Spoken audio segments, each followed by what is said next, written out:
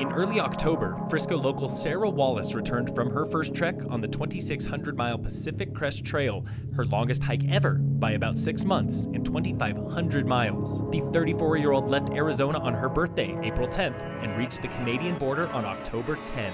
Soon after she returned to civilization, Wallace stopped by the Krystal 93 studios to talk about her planning and preparation, her favorite moments on the trail, and why she's ready for another legendary adventure sooner rather than later.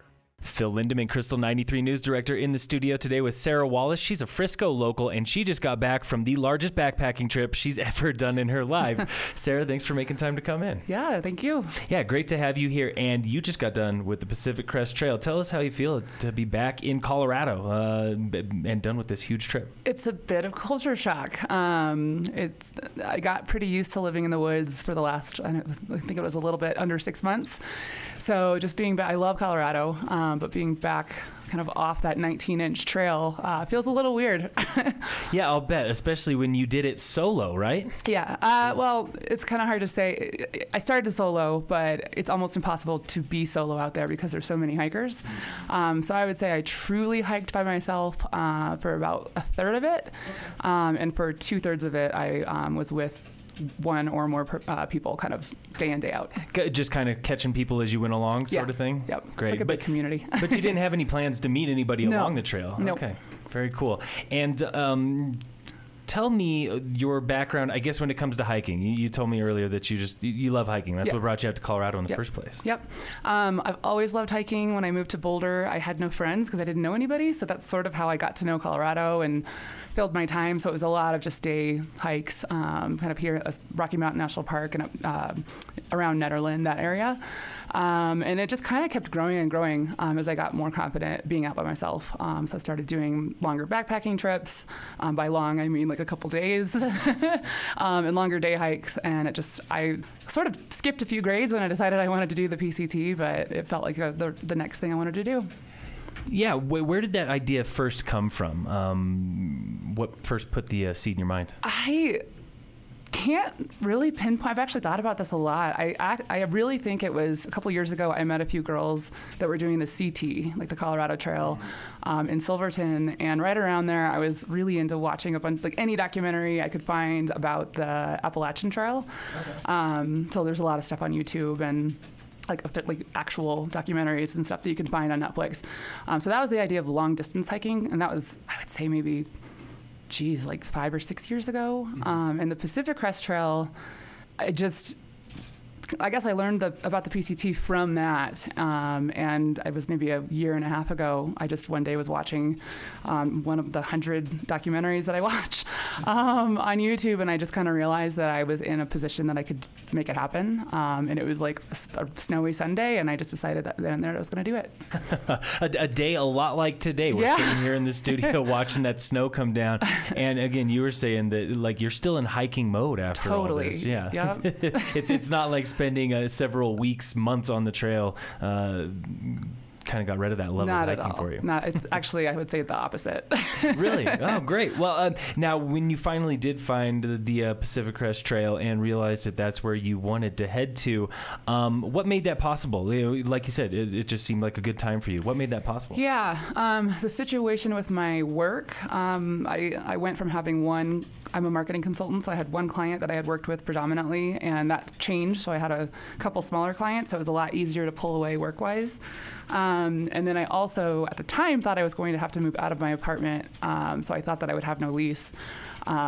So just timing worked out really well, and just financially I was in a place where I could make the money that I need, or save the money that I needed to do it. And I think honestly, it was just making the call. I think it's one of those things that's never on paper a good idea to do. I was told I was a little crazy a few times, but it was just kind of committing to it and making it a priority. And but yeah, work-wise, it was a lot easier to do because I work for myself. Yeah, well, kind of like a lot of things in life. It came down to it, and you said, this is something I want to do, and it's time to make it happen. Yep. Yeah, great. Now, when did you first get out to the start of the trail? When did this journey begin for you? I actually started on my birthday. It was April 10th. Seriously, no way. Yeah. That's cool. Yeah, so April 10th, it was the hottest day on the trail, I think that first day, and then I finished October 6th, so I actually took my time. I realized about halfway through that I was sprinting for no reason. I wanted to extend the trip as long as possible, so I was out there for a while. Yeah, well, how long does it usually take people, do you know, or can it go all sorts of range of times? It depends on your approach as a hiker. There are what I call the elite hikers who, I mean, they do it in 90 to 100 days. That's really fast. I would say on average, it's 5 to 6 months. I was tracking for about 5 months, and it was really meeting one of the hikers that I hiked with. He was all about, why are we rushing? We don't need to sprint. Let's prolong this experience. So I slowed down kind of because of him, which was hard at times because you go back and forth of wanting to really push to make sure that you're beating winter, which is really the driver. Versus wanting to really stop and kind of smell the flowers and enjoy it. So it was kind of hard to slow down sometimes, but I think it was good that I did. But after a while, like you said, you met a couple people along the trail that made you realize, you know what, I don't need to be running through this thing. Yep. You're not trying to set some land speed record on the PCT. Yep. But you also did plan on doing it solo. That was the idea all along, right? Yeah. So I basically, I think it'd be so hard to stick with one person. Just knowing different hiking speeds and styles and injuries pop up. There's just all the stuff that can pop up. So I started it solo with the intention of being able to do it solo, knowing that I would likely meet people along the way. Trail families form. It's a part of the culture. So I knew it was highly unlikely that I'd be actually by myself the whole time. But I was ready to do it if I had to. Okay, yeah, and again, it's part of that culture of when you get out on a trail for a long trip like that. And I know that here in Summit County, there's lots of people who love long backpacking trips and have probably done the PCT as well, along with Colorado Trail and Appalachian and a lot of those. But this was your first major trip. How much longer was this than your previous long journey? 2,000 miles. So it was just so much bigger than anything you'd ever done. But as you were planning for it, how did you approach it? Like you said, you knew that you could do it solo, but knew that you most likely weren't going to end up being solo. Yeah.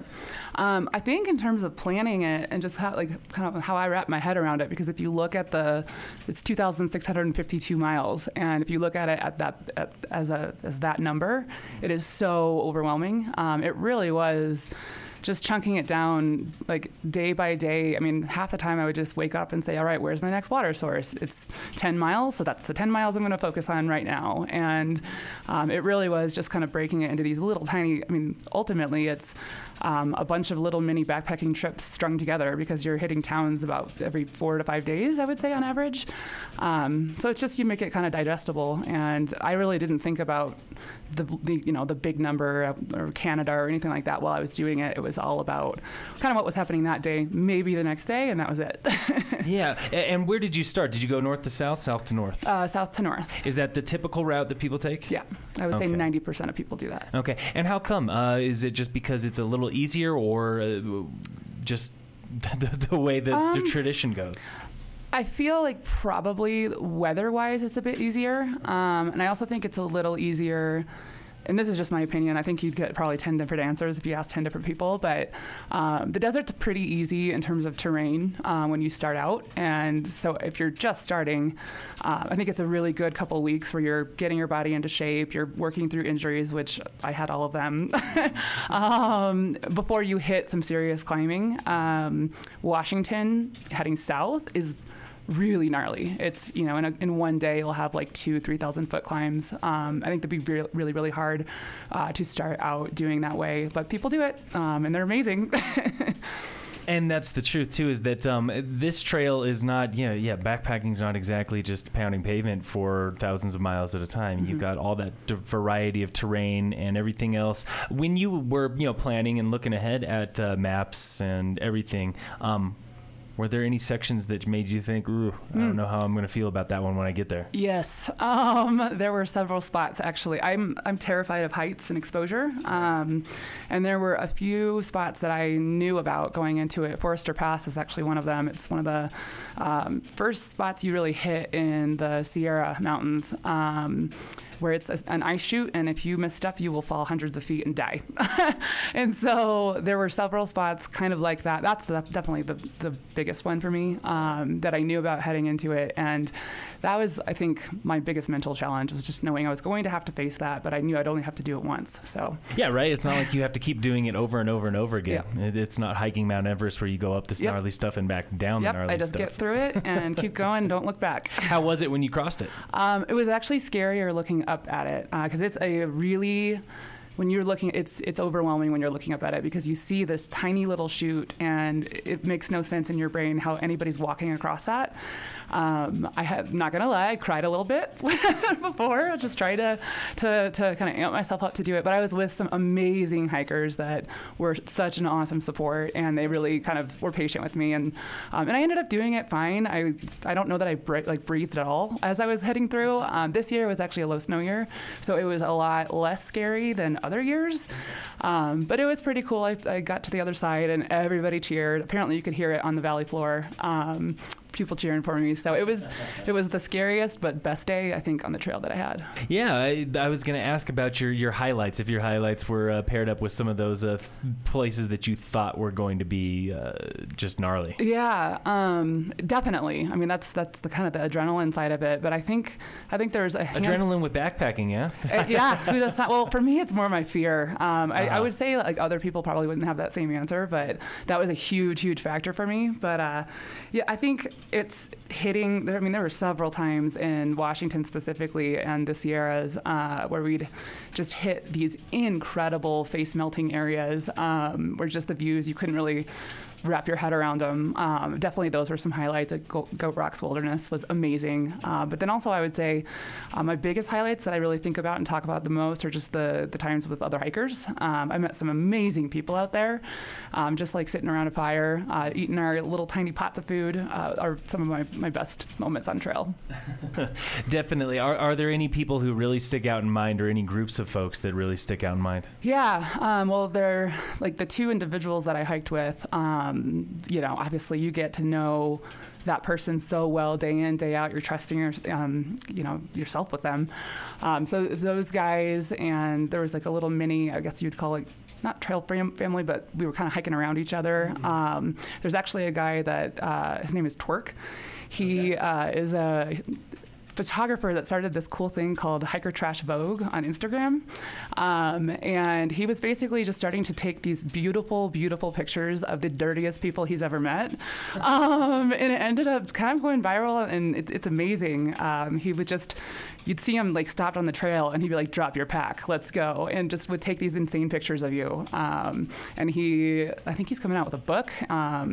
It's really cool. So people that's the kind of people that you would meet, where it's just like super interesting, fun people. And it's kind of like, I guess, hiking 27 miles a day could get a little boring. So having that sort of thing, like with these just crazy people, kind of keeps it interesting and you on your toes. Yeah, definitely. Especially like you said, when you're trying to take it day in and day out instead of trying to think, I've got 6 more days on this, or 6 more months on this trail. Yep. More about, I've got 6 months on this trail. Wonder how many people I'm going to run into. Oh, so many. How many new friends and hiking families I'm going to meet along the way. Mm-hmm. Now, like you said, you were running into towns every 4 or 5 days. Just about. When you were crossing into these towns and stuff, what was that like? Was it? Did you ever have moments when you thought, all right, I think it's time to stop, or maybe I'm done. Maybe I could just quit on this town right now. No, towns were amazing. I mean, talk about reward. Like you get into like a little hotel, or actually it was more like motels most of the time, but taking that hot shower, being able to wash your clothes, and getting like town food. I ate more than I think I ever have, and in my life. Like a hamburger was just the best reward that you could have after hiking like 100+ miles over the last couple days. I never ever, when I hit town, did I want to quit though. I was loving it. I know there were hikers out there that had a lot of hard days, hard times, and I don't know. Maybe I was lucky, but I didn't really run into any, like maybe 1 or 2 of those days where it was really hard, but I loved it. Yeah. Well, you mentioned injuries. Did you have injuries on the trail? Yeah. Yeah. What kind of injuries? So my injuries, I did have a couple that lasted throughout the entire time. I mean, it's normal to hurt pretty much every day when you're doing something like this, but mine really hit hard after the first week. I got into a little place called Warner Springs. It's about 109 miles in, and something was going on with my knee. To this day, I don't really know what it was. I thought it was a meniscus tear, so I was worried that my hike might be over. But my knee was kind of going crazy. It was super swollen. I couldn't put any weight on it. And then as a result from limping on that, because I had to hike 30 miles in with a bum knee, a tendon in my foot also went haywire. So my foot was swollen, my knee was swollen. I could not walk. I was essentially, I would not suggest this, but I was eating what we call it vitamin I, ibuprofen, pretty much all day, every day, just to get me into town. So because I had to put so much stress on those injuries just to get somewhere where I could rest, I was out of commission for about a week. Oh, so you had to take a break a little bit into it. Yeah. Okay. Yeah. But you stuck with it. What was it? Were you just committed to recovering at that point, or finding out exactly what was wrong with the knee? I never really got to find out what was wrong, because I mean, you're not around any doctors. So for me to get to a doctor, it would have been kind of a logistical nightmare. I talked to a lot of my physical therapist friends and told them what was going on, and they were able to at least say what they kind of thought. And everybody was just like, you need to rest, you need rice, like get some ice on it, get it elevated.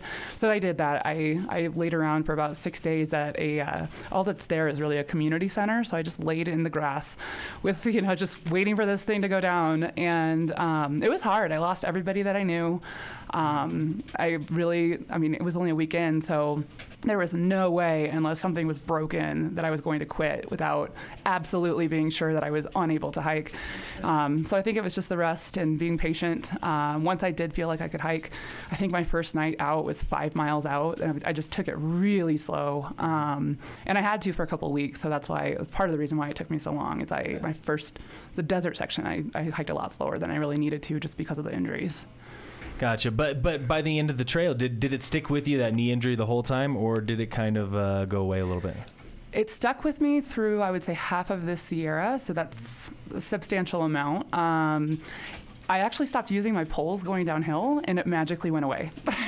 So I have no idea. I don't know if that's just like happenstance of timing or what. No, it's just because hiking poles are kind of lame. I know, but they saved me. Well, good to know that it didn't derail the entire plan, because I've talked to people before who had big plans of big backpack trips or big run trips across the U.S., and they're derailed within the first 900 miles because serious injury comes up. And it's the sort of injury where you got to weigh whether or not I'm ever going to walk normal again, or I'm going to hack through it and finish this trail. And sometimes, you got to weigh out that, maybe I'll do it again some other time. Yep. But as the injuries were coming and as other things were coming and going, like you said, you never once thought about quitting. What was it that, that kept you on going? What were the things that were on your mind when, you reached those low points? I think it's just, I really, truly did love being out there. For me, it was kind of this new way of life that I just really kind of was settling into and enjoyed. I think part of it was kind of realizing where I was at in terms of the entire experience. Like, I know I just said I didn't think about the entire experience much, but when I would have some low points, I'm like, you're doing something really cool. And I knew Washington was really pretty, so I wanted to get there. But I also think what I've noticed with myself and just talking to other hikers that, I remember there was a day my knee was going crazy. I had an awful day. And everybody did this mountain, San Jacinto, and I actually took an alternate route to not do the whole thing because my knee was just awful.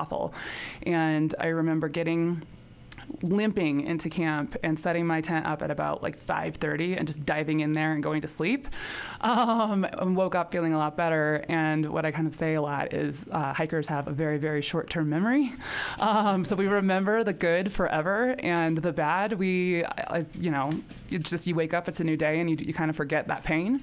So I think I just had experienced that enough to know that just get through it, whatever it is, and tomorrow's going to be hopefully a good day. Yeah, I've heard the same thing from long distance runners. They have very short-term memory. They'll get done with a race and think, I'm never going to do the Leadville 100 ever again in my life.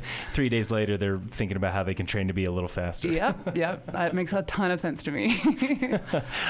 Now, as you were getting towards the end of the journey, tell me about, how you felt knowing that the end was coming near. I'm sure that was on your mind too. What were you thinking as you were like, wow, I only have 100 miles left? Yeah. Well, what was interesting is I would say around 100 miles is when we hit the first real winter weather. So those 100 miles were very, very, very cold. We were camping on snow a couple nights, woke up to frozen water. So on one hand, I was ready for that part to be done. But the general energy on trail, myself included, was just kind of sadness. I mean, you've been doing this for so long and Canada seems so far away. And so you feel like you have all this time. And when you're getting closer to it, all of a sudden you're like, wait. No, like, I don't want this to end yet. and there was a lot of like positive reflection.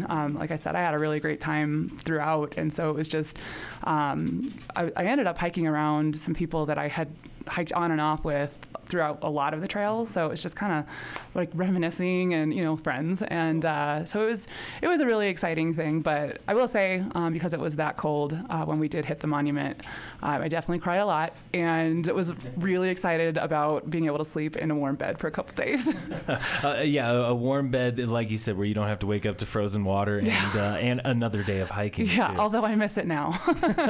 and tell me, how long have you, when did you finish? You finished up on October 6th. 6th. Yeah. And so you're less than a month out from it at this point. What still sticks out in your mind the most as you're thinking back on the trip? I think just, again, like overall, the I guess way of life and the kind of hiker life, just being able to, I'd wake up with the birds and I'd go to bed with the sunset, and just, it's really so simple. You worry about water, food, where you're sleeping, and just the fact that you need to walk. So it's just this very simple, low stress way of living, which is amazing. And then also just some of the spots that I kind of listed off in terms of how I was just going through my pictures the last couple days, especially from some of the earlier ones, and some of the places that I was able to see and experience and live in. It's just incredible that I was able to experience, I guess, the country like that. It's pretty incredible. Yeah, at foot speed, it's a little different than going across country on car or even by plane. You get that perspective from being down on the ground. And we were talking earlier that you made a point to not work or not really review photos or do that other stuff or keep a diary even while you were on the trail. Now that it's time to look back on it, do you think that it's going to be a little more rewarding, or what are you looking forward to about reviewing the process and reviewing the trail? Yeah, well, there's a real thing that people call like post-trail blues or post-trail depression, and I certainly feel it. I didn't expect to feel it as intensely as I do. So yeah, it's actually been really therapeutic. I've been going back in detail, kind of writing about section by section and looking at the pictures that go along with that for my blog. And I think I had originally planned on doing that while I was on trail. To your point, I decided not to because I didn't want to feel like I was working. And I just felt like it would take a lot of time, which honestly, you don't have that much free time, which doesn't really seem to make sense, but you don't. So yeah, it's been a really therapeutic process going back and kind of reliving this again until my next hike. Which are you planning the next hike already? Yes, of course. And where are you going to head to this time? I think next year will be the Colorado Trail, potentially, if I can swing it with work, the Arizona Trail as well. And then the following year, I'll hopefully do another long trail like the Appalachian Trail. I was going to ask if you have a hankering right away to get back on another 6-month trip, or if 2 months seems good. If I could swing it with life, I would absolutely do a 6-month trail right away. Well, I imagine, like you said, because there's lots of people who get done with these sorts of trips that really do feel that urge, that pull to get back out and get back out on the trail. In the meantime, what do you think an experience like this will do to just kind of inform and change your everyday life? That's a good question. I think about that a lot. There's a lot of these little trail lessons that you learn, like, for example, what I was just saying about kind of breaking this big, huge thing up into little tiny chunks. I'm hoping, because I get all stressed out about work or life or whatever it was. And I think the trail kind of has taught me how to put some things into perspective like that. And then also just like a lot of things are not a big deal. Like they really aren't. And so I think I've kind of relaxed a little bit on what I even stress out about. And so, I mean, it's easy to say coming right off of trail and living the most simple life ever, but I'm hoping that I can kind of keep that perspective as I transition back into like, what we call like our other world or like the real world. And just sort of use some of what I learned on trail to kind of just, I guess, keep things into perspective. Yeah, but like you were saying earlier, the hiking bug has not disappeared at all. You were still hiking right up until this snow started falling today. Until yesterday. Now, when you're out hiking, did you do any sort of training, or will you, thinking ahead about what you encountered on this one, do you plan on doing any sort of training to get prepped for this kind of excursion in the future? Yeah, I actually didn't do a whole lot of training, which I kicked myself on. I think that was part of the reason I got some of those injuries. I think it was lack of training, although I was hiking quite a bit, but I wasn't hiking with like a full pack. And so I think my joints just went crazy as a result. So yeah, like moving forward, I definitely have a better understanding of, I think, what would be like good for me to enter into something like this. I actually talked to Joe Howdyshell, who, is a local, about potentially getting into ski-mo or training with him a little bit. Because I want to keep, I'm in the best shape of my life now. And so I want to keep that going. And I think like a little bit more, I don't know if I would say strength training, but something along those lines would be awesome, especially for like a trail. Actually, Colorado Trail is way steeper than the PCT ever is, and the AT is a different beast in itself too. So I think having the power legs would really make that a lot easier. Yeah, that's the truth. I mean, it seems like you said, you were able to really power through some of those injuries, but it might be a totally different experience if you didn't have to power through injuries, if you just could go. Yeah, and the PCT is a pretty gradual trail because it's an equestrian trail too. Oh, really? Mm-hmm. I didn't realize that. Lots of horses out there as well? No, not really. There was one guy that attempted to do the whole thing on a horse. They only made it to Tuolumne Meadows.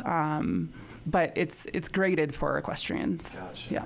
Gotcha. So equestrians will go out and do bits and pieces of it, but most likely not. Most people section hike it. Start to finish. Yep. Great. Fantastic. Well, Sarah, thanks again for coming in, talking a little bit about your experience out on the PCT, the Pacific Crest Trail. And finally, you've got a website, a blog coming up with some of your memories, thoughts, diary entries, all that good stuff. Yep. Where can people find that? It's the darlingdirtbag.com. Darlingdirtbag.com. Now, I'm wondering, did the guy taking photos of the world's dirtiest people get a photo of you while you're out on the trail? He did, a couple actually. So some of those pictures are already on my Instagram, and there's going to be on the site, all that. Great, fantastic. Well, you'll have to go check it out and learn a little bit more about that trail. Thanks again for coming in to talk about it. Thank you. Of course, Sarah Wallace on Krystal 93.